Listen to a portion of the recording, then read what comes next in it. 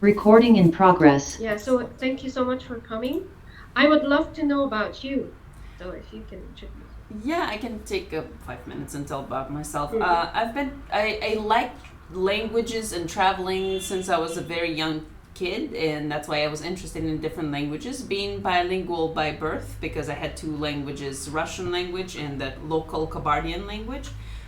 It kind of helped me to learn other languages, and I was always interested. So by the end of school, I was an average student, but I was so interested and motivated that my English started like gradually growing and being better.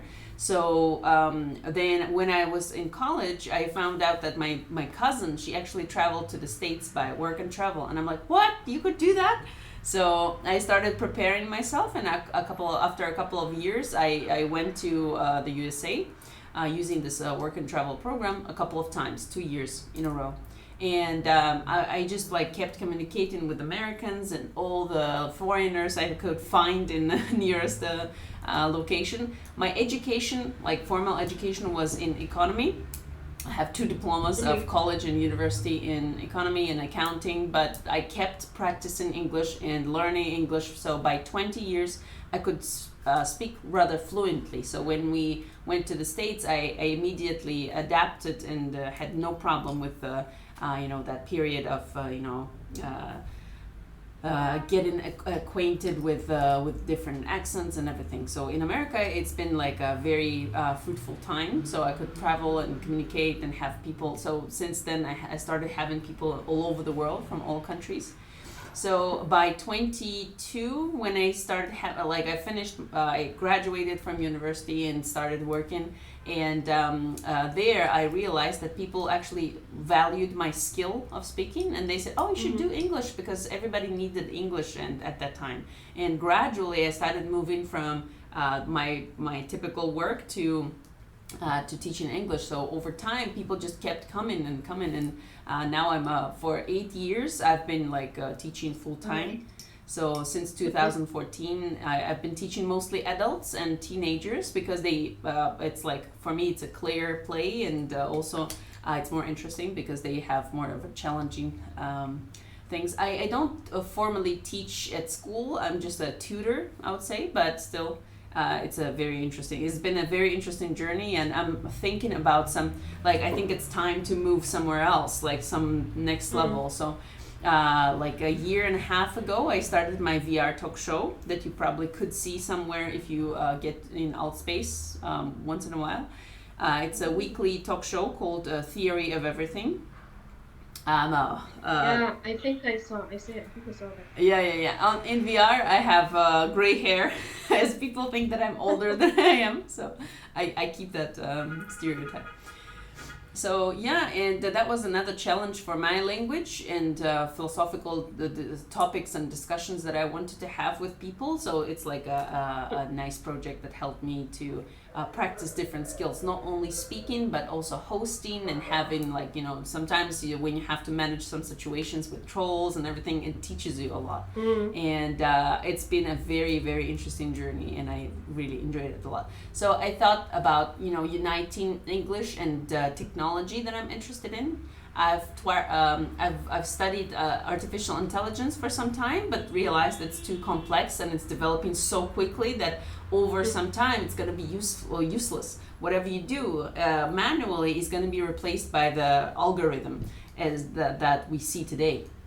Yesterday I could generate text to speech, text to pictures and videos, and it's so accessible and easy in Mid-Journey and everywhere. So after that, VR came into my life with talk shows and everything. So I decided maybe VR is going to be a good platform to teach, but I never get to actually doing some real stuff like big settings or classes or something. So I'm looking forward to some ideas or maybe some projects I could participate in to help with myself and yeah, sure. mhm. So you don't teach in VR. It's just the theory of everything. Yes, I never get to do that because it requires some more time, and because I have lessons all the time, I can't take time and just do stuff. So if there's a project, and I'm sure that there's going to be like already a project that is already, you know, doing something that we are going to do. So instead of duplicating work, maybe I could join some project or maybe use their props or something like that. I remember. Yeah, Because this is what we're trying to do, and we were trying to involve teachers, and we're gonna be in contact Mhm. until we launch the project, and we're gonna invite you. Cool. Yeah, that would be great. Hmm. Yeah, and it's really great to interview you, as you want to teach in VR, and you started this, so it seems that you are very motivated. So what motivates you to teach? Well, teaching is, as I remember when I was a teenager, we were discussing some things with my friends, and my friends are always were a little bit older than me. And when we were discussing things, somebody asked, well, "What would you do if you wanted to change the world?" And I remember my shock when one of my friends, he said, "I would teach." I'm like, "What? Why would you teach?" I'm like, for me at that time, teacher was something like a very low paid and not on like a job that is not like desired for me. I was like an economist or making money, business, something like that. And he said, "Well, it makes sense, because if you want to change the world, you have to change the people who are going to create that world. So that's why you should get into education." I'm like, "Yeah." And when I started, like, surprisingly, I started teaching, and I realized that I have like some talent for it, which I didn't even expect having. And then later I just realized that education is actually number one sphere that is going to help the world to change for adults, for children. And as time goes by, I think it becomes more and more evident for me that YouTube and like all the in broad sense, education, not only in colleges, in universities and schools, but also in broad sense, that every person has access to the internet and they can educate themselves in any sphere and teach themselves any skills. So harnessing that power and using it for the good is going to be like one of the best, I think, contributions into the future. So, and it's fun. It's just fun. Because teaching adults is different. You always learn something about their, because you teach English, you can ask the questions that you never can ask in everyday conversation, and that's why you learn more about the, deep thoughts and ideas that people have. So yeah. Yeah, exactly. And it's always, teaching is fun when the teacher is motivated.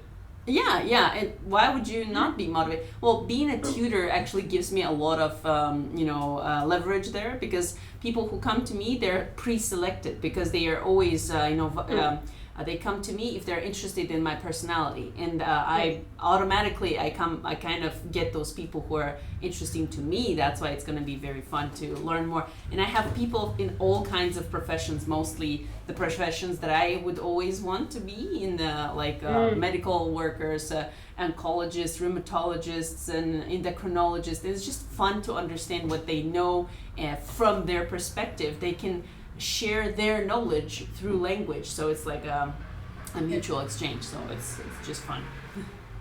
So what challenges do you face when you're teaching, and how do you overcome them? I wouldn't say that there are many challenges, only maybe timing. I just want to, it's just so difficult because I want to be doing things that 10 people should do. And I constantly try to do everything, designing and creating some stuff, or maybe doing some projects on the side in VR, English, and adults and kids, and preparing for exams. And that's why sometimes it's just I overwhelm myself, I would say. So that's probably the biggest challenge. But other than that, I think it's just I don't think they're challenges. They're just fun goals too, and things to do. But Yeah, but there are kind of challenges, like how do you manage your time, or like how do you overcome these challenges? well, managing time is easy because if you have marketing and people or maybe just word of mouth, and you have enough students, it's not a problem to put them into your schedule. I have a clear schedule due to just Google Calendar, so it's easy to manage all that. So Zoom is accessible to people due to COVID, because everybody got acquainted to Zoom, and that kind of gave me this lift where people know something about technology, because some people who come from different professions, they're not very acquainted with technology, and that's why for them it's a big barrier to getting into online education.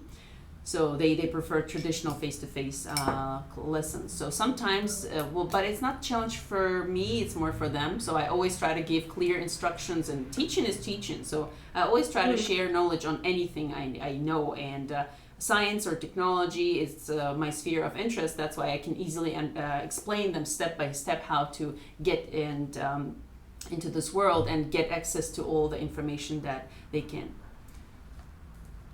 But in terms of designing and creating some materials, projects, exam preparation, how do you overcome this? Learning again. So to create all that, you need more time and learning, and I think that's the biggest challenge that I face is probably lacking the environment with teachers, because I didn't study language at university. I don't have colleagues who are working. I have some teacher colleagues, but they kind of have their own world. So if I had the community of teachers, that's why I actually came to this education in VR community for VE language, as you can have a community where you can ask and share, and something that I really want to have more.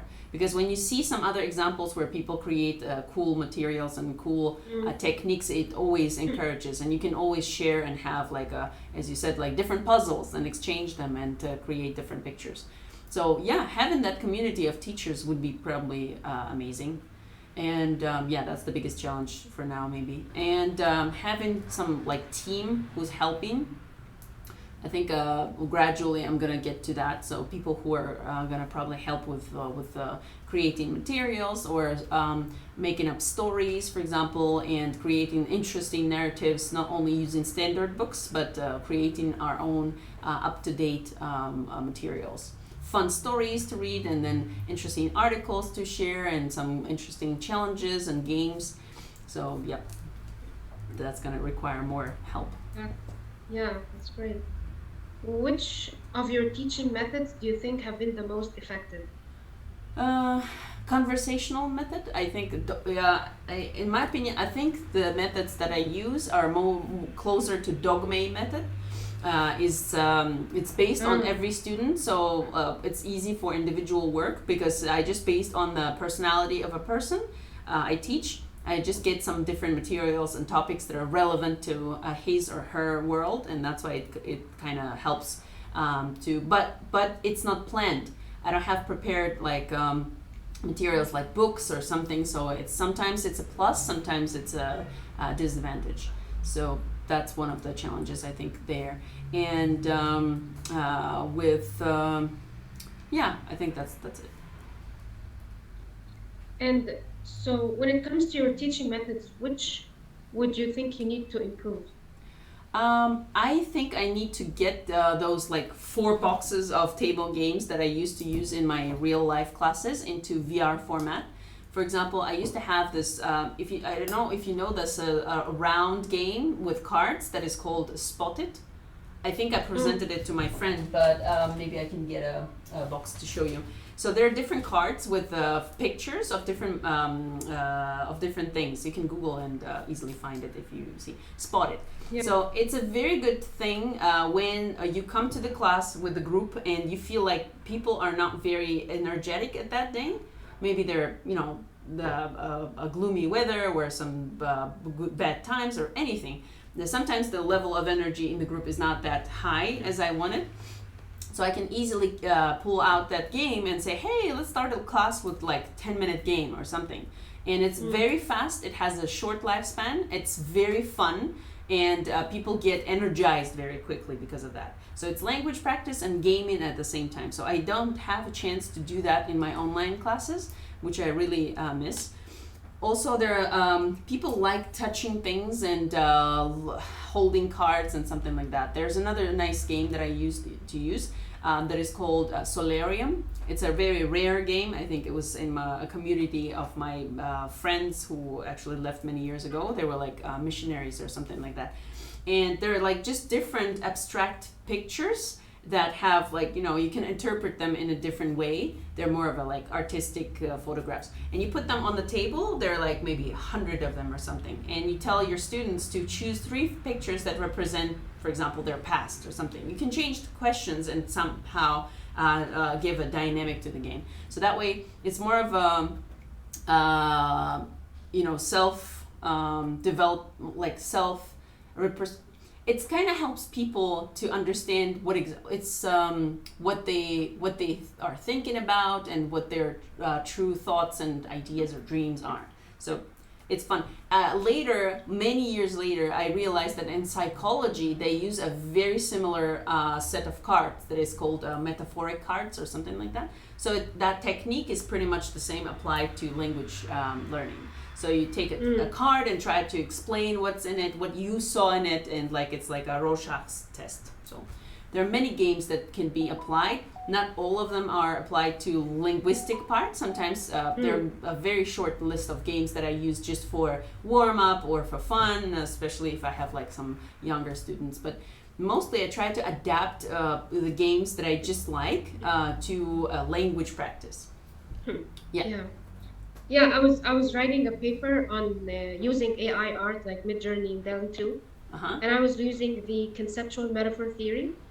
And so if you're talking about my blood is boiling, so this theory is saying that we native speakers, they use tangible ideas to convey abstract ideas. And so boiling is tangible, but it reveals that you are angry. And so I asked some people to create something on DALL-E 2. And it was really interesting that they were kind of struck with the, wow, like this is how AI, and this could also help in language learning. So yeah, I hear what you're saying. Yeah, that's awesome. Let me see. Another fun thing So- that yesterday my husband showed me an AI generated picture. Somebody typed salmon in the in the river or something like that. And the database actually didn't have the fish salmon. They had like pieces of salmon. So the pieces of salmon were, you know, swimming upstream. So that was fun.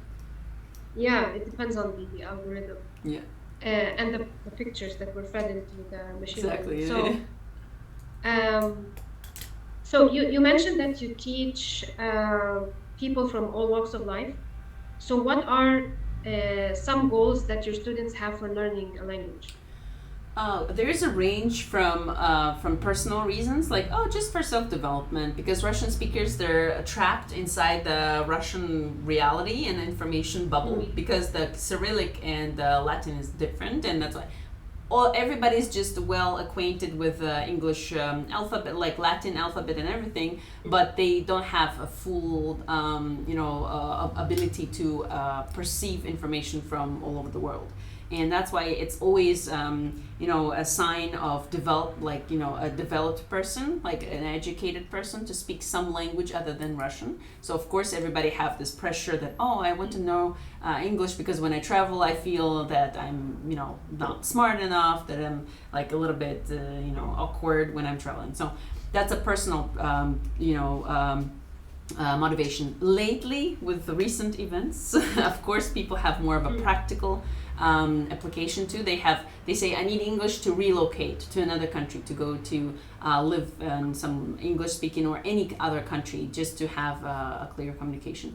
And some people already have contracts and jobs in other countries. That's why they really quickly have to learn how to communicate at work. Even many people, without even moving to another country, there are many people inside Russia who actually work in international companies. And they have colleagues and calls and meetings that include English-speaking, communication. So they also need to understand. And just breaking that barrier where they feel uncomfortable because they feel like, the rest of the world is so good and smart and I'm stupid because I can't understand them. It's just this psychological barrier that actually makes that gap between the Russian world and the rest of the world even bigger. So many people try to jump over that and stitch these two worlds into one and have both languages available.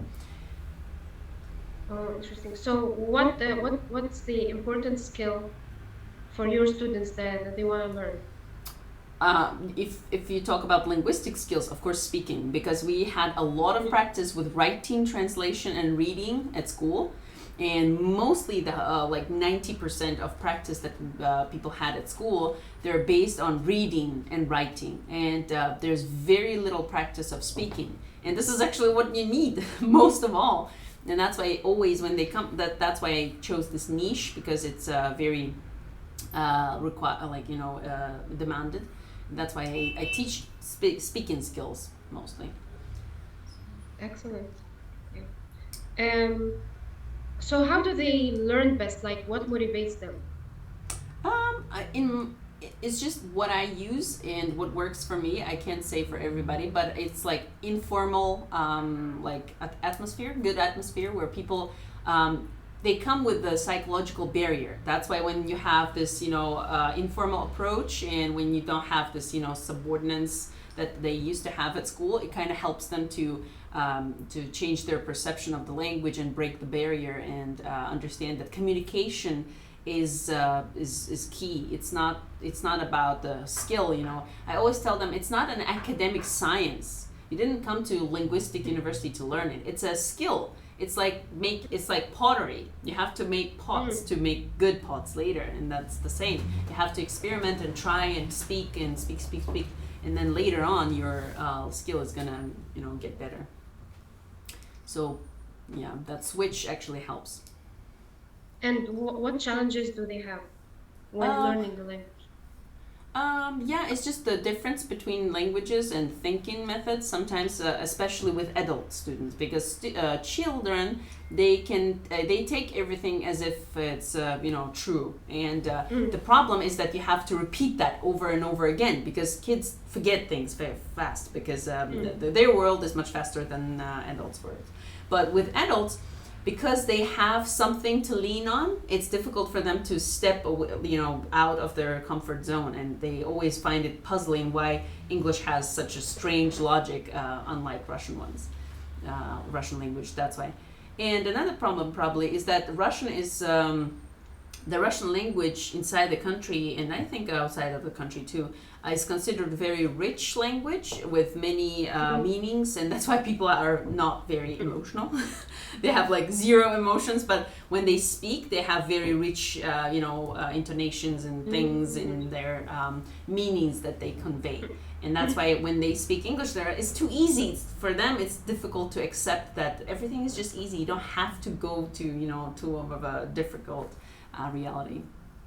Yeah, by the way, my boss is Russian, and at the very beginning, I used to be scared of her because she doesn't have any emotions.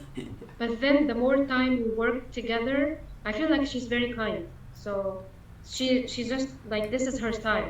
Yeah, it is. So I realized that. Yeah. Same. Yeah. We actually were in a one of the spiritual schools, something in Mallorca, and our curator was from Russia, the former Russian. And my group mates, they struggled because they thought that she's very, strict and like very almost aggressive somewhere. And I could easily understand why, because she had that personality that was, forged in Russian space. That's why she has like a different.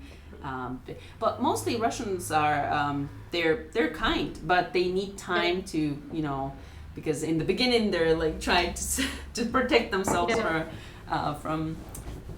Yeah, actually, the whole institution, we have like half of the teachers are Russian.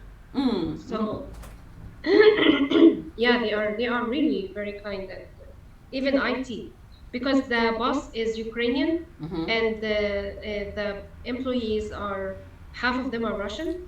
So it's really a homogeneous place. Like you really like to work there.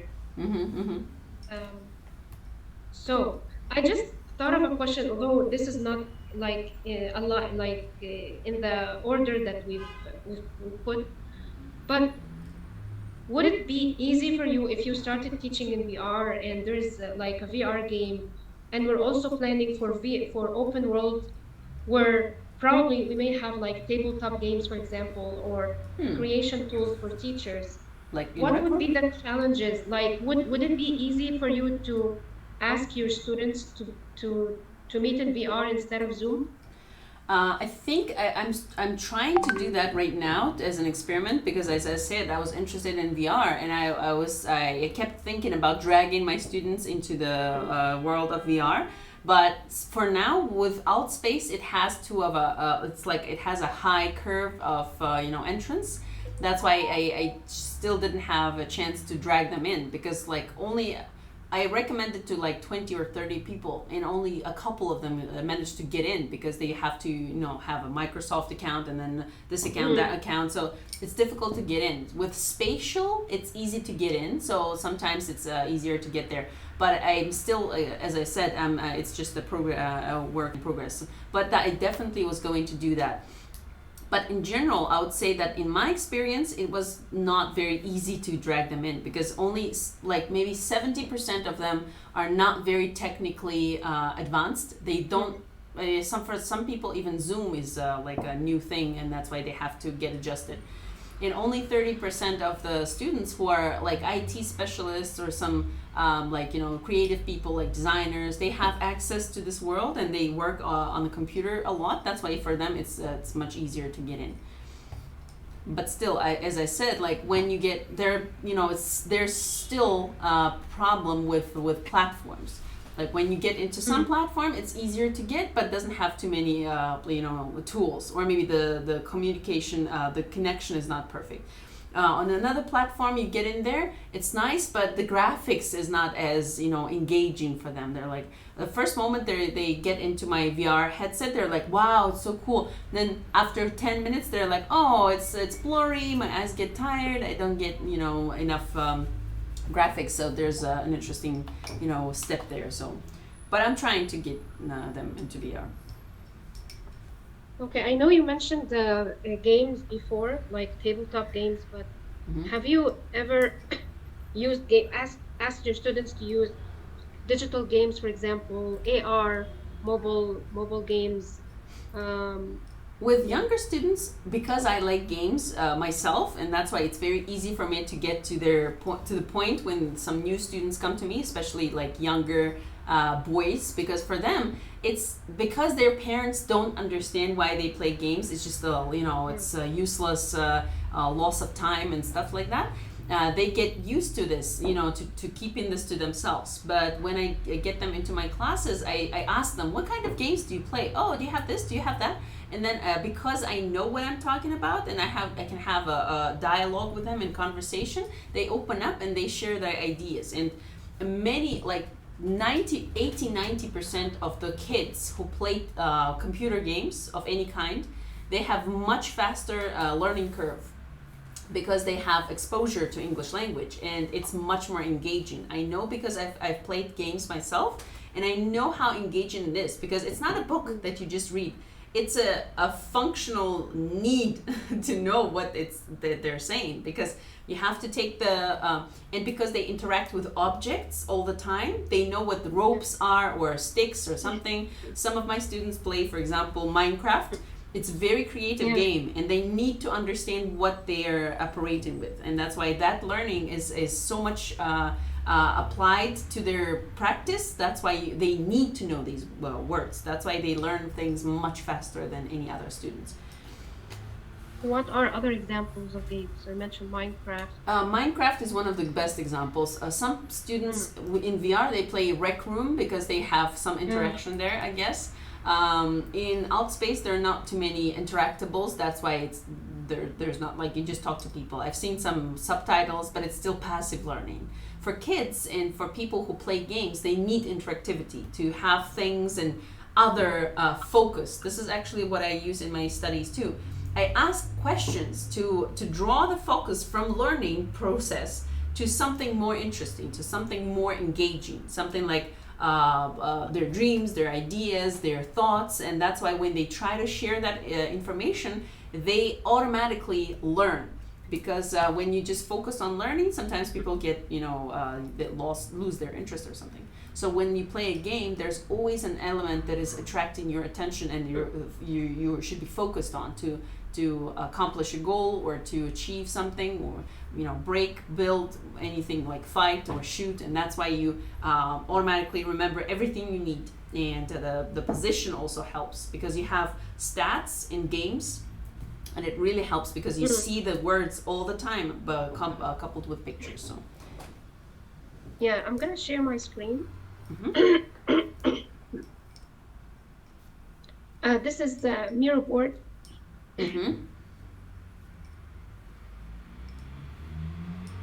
And it just has a question that I need to share so that you can see the answers. Yeah, I can see well. So which of these would you be willing to do? Use a game as a supplement to learning content, or as a part of a class assignment, or to provide learners with formative feedback, or summative feedback, or assess learners' achievement? Okay, there are many options. Depends on the You game. you can choose all, or the most important one to you, or two. Yeah, I think the first point is always makes sense if you just start implementing gamification into studies. So that's going to be the first, the step of the curve, and then use a game as a part of class assignment. That sounds fun, but for some groups of actually I used that a couple of times when I had like students who are younger, teenagers. They're more into into the technology. So I dragged them into Altspace and I asked them to build some different things, and we had a class inside Altspace already, so in VR. So as a part of class assignment, that's also interesting.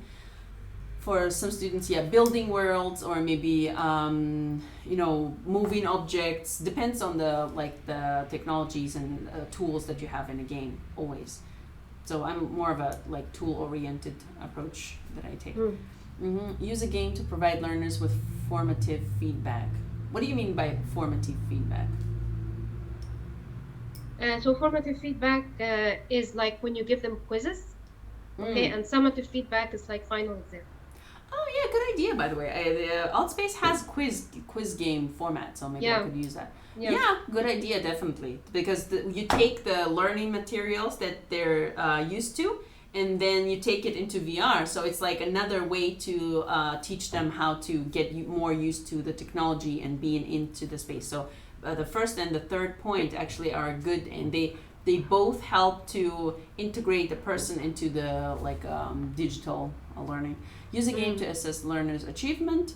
Yeah, sounds great. My husband plays so many games and spends so many hours playing because he likes achievements. He just likes that moment when some notification pops up and he says, "Oh, you achieved something." So it's always very stimulating because they have nice sounds, nice pictures, nice. It kind of creates this positive learning. How do I say it?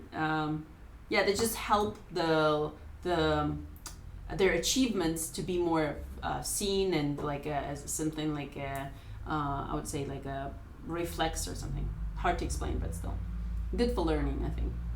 Achievements. Yeah. Because games have more tools to stimulate perception. Because with a teacher, it's only a teacher or a mark that you can get. There you have sounds, clicks, and maybe even vibration when you use the controllers that actually gives you more perception and sensory, how do I say it? Feedback on your achievement. So you really feel your achievement more than in a class maybe. I think I'm looking for some word that I can't remember. Okay. I didn't choose this. So if someone suggested using a digital game in one of your courses, what concerns or questions would you have about it? How easy is it to get for any student? What technical requirements does it have? Because not all students have computers or PC or a laptop. So is it possible to use it with a mobile application or something? And how easy is it to register there, to get in? So like that technical moment. And then how many tools does it have? Is it engaging? Is it fun? Is it natural for a student to get engaged and forget about learning process.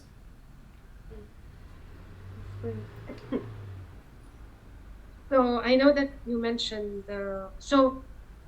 games. Mm-hmm. So when your students told you about those games that they play, Mm-hmm. did they say that it also helps them improve their language, or they just play for fun? Again, yeah, again, 80 or 90% of them always know more than an average student of the same age, because the gaming always teaches you, especially in Russia, because all the games, I'm not sure about right now, because there are many games that are already specified for Russia and there's everything is in Russian language. But in the past, many games it was like a necessary level of getting into the game, because if you don't know English, there's no other way you can get this game, because it's in English and you have to listen to see the instructions only in English, and that's why you have no other choice but learning, because they didn't have Russian, localizations. Yeah.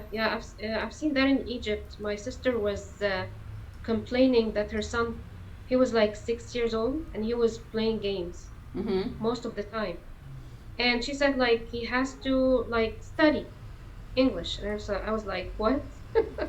He does Just that already. leave him play games. Leave him play games, and he will learn English way better than his teachers. Yeah, and also And communication with other students, other people, other gamers. They when they talk, they can always learn more from their partners, and it's more native, because for some kids, the idea that you have to study something, it's just like boring, because school takes too much time from some students. I remember in my past when I used to study, we didn't spend so much time at school and doing projects and doing homework, and you had a lot of time for fun. Now kids are like just trapped in this studying process. Everybody's just like, race to get more, better, higher, and everything. And that's why I think for kids should be kids, and that's why they get tired of Yes. this learning process sometimes. So I think it's just something, games, they don't feel like studying. So it's a nice way to sneak in some education behind, like from the Yeah. back door. If so, and this is the last part, and we're kind of imagining that we are teaching VR or designing a game for language learning. Mhm. And so, what skills or learning outcomes would you want to support that game? Logic, critical thinking, attention, because I think games always teach logic, because you have to think about how to get things and where they should be, and what's the situation, where should I go, and they traditionally teach logical thinking and paying attention. Okay, and what other skills? Can I see the question again? And what language skill? So So with what language skills, I think there's more of a perceptive skills, not productive skills. So something doing more, engaging more productive skills would be fun. So like you have to say something, or like a door that is locked, and you have to say like a certain phrase that is accepted by the door to open up, and something like that. so that's Or, like or that's a team productive play. skill, right? Yeah. Team play also you can practice speaking skills by engaging more of like, and including more of a team interaction inside a game. So it kind of naturally provokes people for. Obviously, there's not much you can do with writing, maybe reading, but not big passages. I don't know how to sneak in like big texts into the game. So I don't know. So speaking of critical thinking, attention, and productive skills, and I think it would entail also receptive skills like listening, speaking. Yeah, listening always is there, because you have to you always have a like in most games you have a comment or a narrative that you can hear Mm, that teaches yes, like helps a lot, and I think it's gonna be like part of it, definitely. yes. But So the something, question is, sorry, I thought you. go ahead, I talk too much too. Oh, no. So what kinds of activities would it offer for practice? Oh my goodness, good, difficult question. What kind of activities would it offer for practice? Uh, just one Quizzes, activity. yeah, I think quizzes, as we mentioned in Odd Space, Logical games, interaction, I don't know, teamwork, doing something together, accomplishing things. That's all about games. It's you accomplish something, you fight somebody, you have a team that you have to solve some problems. I also enjoyed the games with solving problems. It's like a secret room or something. You have to break out of the room or something, and you have to use your logic, your attention, your creative thinking, all that. Yeah, creative thinking. I think with gaming, this is a very important skill that could be developed by games. Creative thinking. Maybe they could create something inside the game and also teach themselves to do some programming or maybe designing or I don't know, working with objects, anything. Creative approach to things could be combined with language skills. Why not? Yeah. Games are just good environment for such development. Interaction. Mm-hmm. So, if you can think of something that you would design now, like, can you walk me through the steps? Like, I'm gonna create this game, so these are the steps that my students would take. I'm not sure I Finish from understand. beginning to an end. Yeah, like a step-by-step description of a Yes. game or something. Is that what you're asking? Yes. Okay, maybe we can get it in. There's a lobby or something where people get in, and then they have to maybe.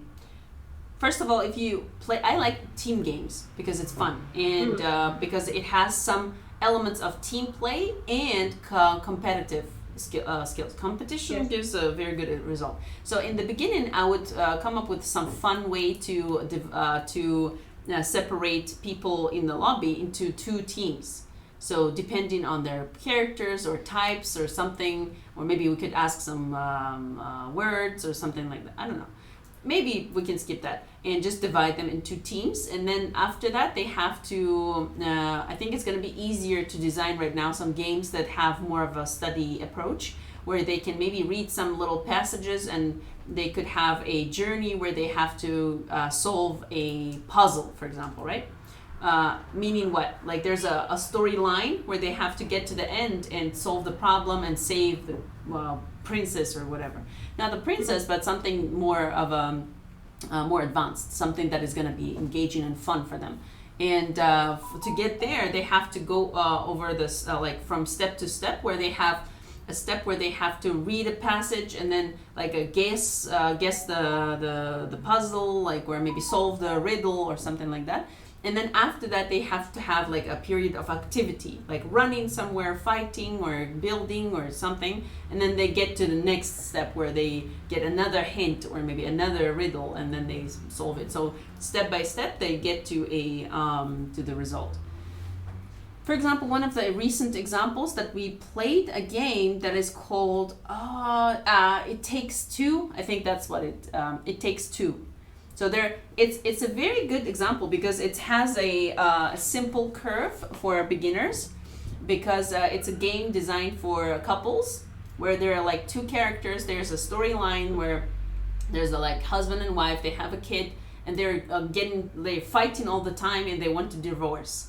And their daughter actually some magic happens and they both of these characters, husband and wife, they become little toys in the world of their daughter, and they have to solve like many different problems to get into the house and get back to reality and something like that. So it's like a counseling game with like psychotherapists, but so they speak and they have some practices and then they have like a gameplay after that. So there were like 7 steps or something like that.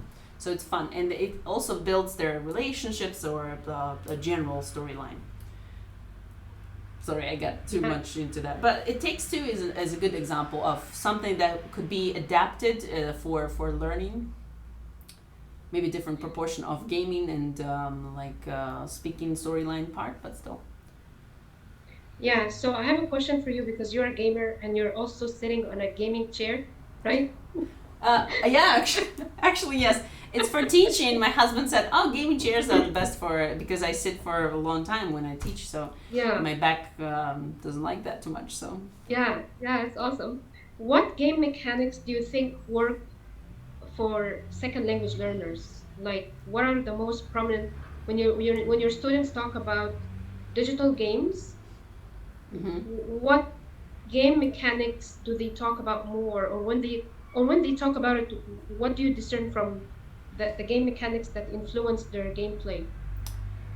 Mm-hmm. Good question. I think that some games, something like Minecraft, where there's a set of tools that you have to use. Dota is one of the good examples too, because they have a gameplay, and they have a set of tools on their screen that they see all the time, and they have to read stats, and they have to understand how each tool influences your gameplay, and they have to read the descriptions and consider different things, and they have to remember the names of the recipes that they have. So I think Dota and Minecraft they both have similar logic maybe. So you have a bigger game, and then in order to be better at that game, you have to understand what tools you have and how you can combine them, how you can get them, and maybe make money or credits, or in Minecraft you have to cut trees and get some different materials, and then you have recipes that you have to combine these materials and get some tools that you can use later. So simple tools and complex tools that include other tools, like simple ones. So maybe Yeah. Dota and Minecraft are good examples of something that could be used for language as well, I guess. The Dota, the DOLTA. DOTA, yeah, too. It's a Defender of the Ancients, Dota. It's a very complex, difficult game for adult guys, the guys who sit at home and go to different international championships. These are the guys. Dota, it's just DOTA, no L. Yeah. Oh. Dota, yeah. It's actually Dota 2 because the first one is actually a different game. Oh, thank you. Yeah, you don't have to write. The Defender of the Ancient is the short Dota. Okay. Yeah, no, I'm gonna like. Mm-hmm. So there are many games. I can't come up with some other ones on top of my head, but. And as I said, like some secrets, something like what was it, the quest room, something like that. There are many games that are like quest rooms.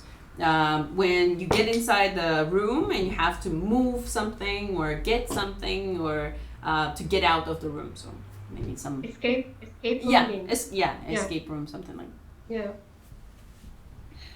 Yeah, I think I asked you this question before. What features would encourage you to use a game?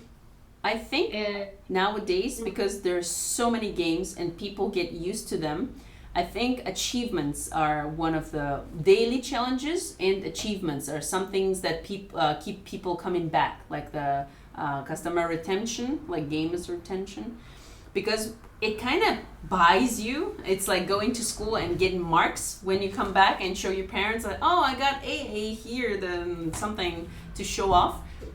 In games, it's the same, achievements. You have some nice flashy thing that you get, like a medal or something for some simple actions. And then daily challenges is a new invention of games, I think recent 4 or 5 years, where they keep you coming back because you have like a daily challenge that you have to complete every day, and that's why it kind of keeps you coming back. but I think there are students who may not be. They would say, I'm not a gamer. Yeah, What? exactly. How can you engage them in a game, or are there any alternative solutions?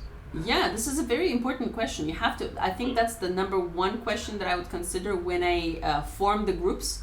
And that's why when you take a beginner level, where you have to find out what's their background with English and what's their background with gaming and technology in general, what's their technical, that's why I think this is one of the first points that I mentioned, technical requirements that they have, the games. And that's why you put beginners into the simple gaming environment where they don't have to, combine both difficult challenges. English is difficult by itself, and then when you have to get it into, you have to learn English into an unusual, unfamiliar environment. It's a big stress. That's why sometimes you have to use like simpler games, simpler environments for beginners. And then over time, like gradually maybe get them engaged with some like different types of games that are going to engage them like little by little. For example, shooters are so popular among beginners because you don't have to think, you just shoot, that's it. And then when when you play shooting games for a while, you get used to the environment, and then you get interested in something more challenging because you broke that barrier, like the initial barrier of getting into the computer technology world.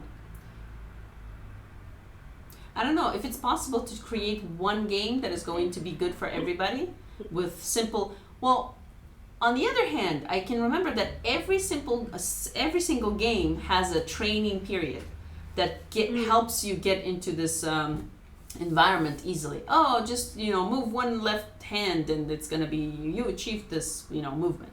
And then after like 10 meters of walking down the corridor, you move your left hand, clicking on that thing or something. It's like a introduction where you can. It's like a tutorial for the beginning, and it should be in many games. It's very native, as if you're playing already, but it's simplified for you to learn step by step what your mechanics are, like using your hands or legs or running and taking cover or clicking, activating, whatever. Oh, that's great. I was going to ask you this question. Thank you for, yeah.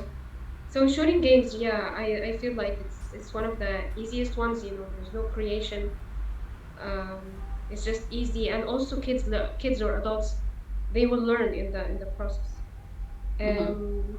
I don't know how to adapt that to learn language learning. Maybe shooting into the words that you hear, and then you have to figure out which one of the 5, for example, is the word that you hear, and then you have to shoot it. I don't know.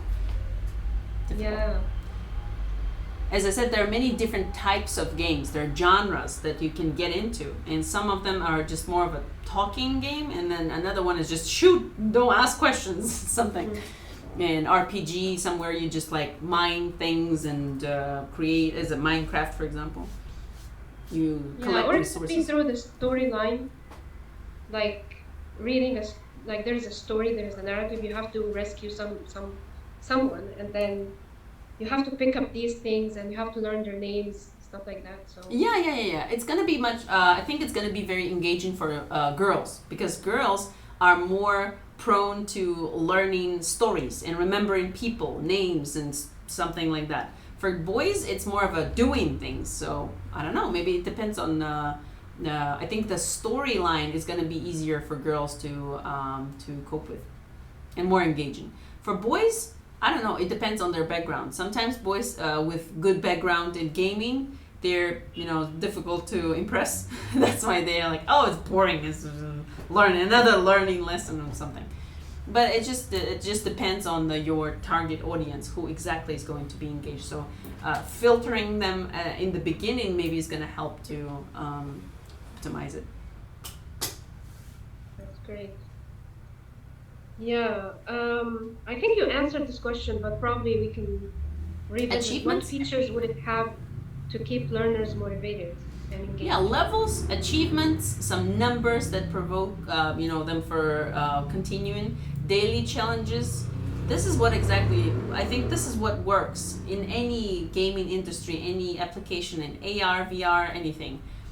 Just keep people coming back is something that makes them feel that they're good at something, that they're acknowledged. Again, social triggers. Something that, oh, I'm the best, makes you feel that, oh, I'm the best, I accomplished something, I have this medal, or maybe, oh, I could do this, and like maybe a narrative told me that, oh, you're doing great, you're doing good, something like that. That's something that keeps them coming back. Yeah, that's amazing. Oops, we finished. Excellent. We finished the question. Storyline, dialogue, points, Yeah, points, these were the rewards. questions related to the features. Characters, of course, attractive characters, of course. This is something that is like fun, interesting character that, or maybe some helper. Like sometimes there's a little mascot or something that is helping you to adjust into the game, and you kind of get them in the beginning of the game as a partner or something, and they're engaging you on the way. So like it works a lot. For example, my husband's one of the favorite games was Borderlands. Yeah, Borderlands. And there's like a funny, like a robot that guides you through the game, and it makes jokes all the time, and it's just like engages you a lot. So, robot. What was the Claptrap? I think it's called Claptrap. Its name. So the character is engaging, or most of the games actually use the objectivization, so they're like very nice figures and muscular guys and all that. So, but And what about the student's character in the game? Like the mission that he's trying to accomplish? Do you mean? I'm sorry, the character for the mission he's trying to accomplish. So most research papers, they say make them superheroes. So are there any? Yeah, I think making superhero. However, when I watch my nephews, there, as I said, some kids are already 10 steps ahead of many teachers, and they played many games, and that's why for them, some kids they get tired of this constant hero story. Like it gets like standard, like all the kids' movies when they're like 6 years, 7 years, being a hero is like number one. It's always what they had. But because we've seen so much from Disney, from Marvel, from all that, I see some tendency in kids to get onto a different part of it too. Sometimes they get too tired of being a hero and they want to be something more than that, like a deeper character with, I don't know. But yeah, I think the number one option is going to be making them a hero. It's always what monomyths actually has been there like for thousands of years. Because a fairy tale where you follow a hero who comes from point A to point B, it's interesting because you want to be that hero, and it kind of teaches you to be hero, to be the best version of yourself. So yeah. And what about adults? I think same. But if you ask me, I would, if it's possible, I would use a more of a diverse thing, because this is what I need, because the world is not black and white. I don't like maybe in America it's going to be easier because there are 80% of people are Christians and they see heaven and hell and it's easy for them. Black and white, hero and villain, that's it. But in general, I think it's going to be better for education to create a multiverse of characters. Like in, if you remember, there's like an infographics of Jung. I think Jung started creating these archetypes, that there are like 12 types of people or 16 types of people. And it could be less, but still, like for each person to choose something not black and white, but to choose something that is closer to them. Like, for example, there's a fun website you could check out, like 16personalities.com. It's an engine that is based on that theory by Myers and Briggs about 16 different types of people. So there are 4 clusters, depending on how sensitive you are or maybe how logical you are. And the second axis is actually introvert or extrovert. 16 personality. Yeah, that's what it is. It's a rather popular tape. Is it Myers or because there is another professor who did also 16 personality types or based on motivation? That's Stephen Rees. Maybe, yeah. Anyway, you understand the idea. Yeah, it's like having different clusters, just different, not good and bad. I think for the future it's going to be better because people will understand who they are, and the fact that they can actually sometimes they can experience a different personality type, and it's going to enrich their experience. So yeah, I would choose something like this, not just like a hero. Yeah. But hero is going to be the easy way to take, because everybody's just there. Everybody knows Marvel, everybody knows Disney, and everybody's just dreaming to be heroes. Mm-hmm. Yeah. Desires. This is what they want, right? Yeah. That test is about like your type of personality that kind of helps you, or maybe some professions that you. Actually, it was fun that actually my type was a protagonist. In Russian, it's called trainer, and I'm like, oh, it's not a surprise that I teach. And some people they're administrators and they like to arrange things and stuff like that. And then like fighters, they like to, you know, hey, let's do that, and hey, let's go there, and they are almost like always initiative. They have initiative. Desires, okay, a theory of motivation is theory. It's motivation. Yeah, that one is just types of and archetypes. Oh yeah, Oh, it's interesting. these Acceptance. and some programs they developed game mechanics Yeah, that would match each one. yeah, why not? Acceptance, curiosity, and Idealism. he would say that if you are highly curious, so I'm a very curious person. I did this Same. test. So you have different mechanics than the person who is less curious. Eating, family, honor, that's more of a tradition. And independence. If you are highly independent, but probably you would need a single player game, not a multiplayer game if you're less. So yeah, and so You know what's surprising? In life, in real life, I prefer to be independent, almost always single player sports and everything. But in games, I prefer the games that have more of a like team play. And I'm like, yay, let's do something, accomplish something together and stuff like that. And it's more of a, it gives you positive emotions. When I played the games that are with competitive element, for example, fighting games like Street Fighter or something, it makes you angry. So because you want to win, and I've seen so many times how my friends got upset, and they're adult people, but they got upset because they spent 60 or 80 minutes playing the Dota or LOL, like League of Legends. Then they get upset because they had a team against another team and they lost the game, and they're like upset because they lost so much time. And I loved Mass Effect because you have a team of 4 people that play together from different clusters, and then you fight against some imaginary, enemy, like some monsters or something like that. So it kind of creates more of a positive team play motivation.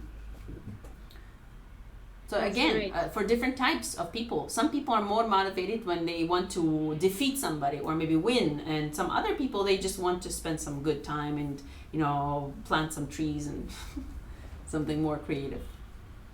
Yeah, and this also can learn through that. Like if you want to build, they can also have With something. games, there's no other way but learning. So that's why I like games, because it engages you so much and fires up your brain that you learn because you are playing, and there's no other way to play a game other than learning. You're going to learn to some extent, definitely. Has any of your students told you about their favorite game, like YouTube influencer? PewDiePie, I think, is one of the popular amongst kids, and who else? Adults? Mostly other ones. I'm talking about adults. They say that they follow some streamers. They're just fun and they play different games and just comment, which is a little bit different. But I think PewDiePie is one of the good examples. Like a game influencer, right? I don't know. I personally didn't watch so much, but I like the video game Donkey. He just has funny voice and he comments different games and plays games. So there are so many of them. But if you want to target kids, it's going to be mostly the PewDiePie or some other streamers of the same. But he's probably going to be very expensive as a advertising tool. Oh. Yeah, but definitely you can find that out. I am not a big YouTube person, so I can't tell you much. That's cool. I really, really enjoyed Same. talking to you today. Same here. It's same really here. a great pleasure, and I'm gonna attend your everything theory. Theory of everything. It's Theory gonna of be everything. this Saturday. And I'm not sure about the topic. It's Maybe I Saturday? should choose something about education so we can have a fun conversation. And Yeah, and I'd love to invite you also to one of our events at Educators in VR. I think I marked it. I think I marked it. Is it? Yeah, I've seen it on the schedule, and I said, oh, I should go there. And I think I marked it already as an interesting event to go. So we had an event yesterday. It was Spanish dynamic languages, and the guy teaches in. So he's developing this. I'm gonna stop recording. Recording stopped.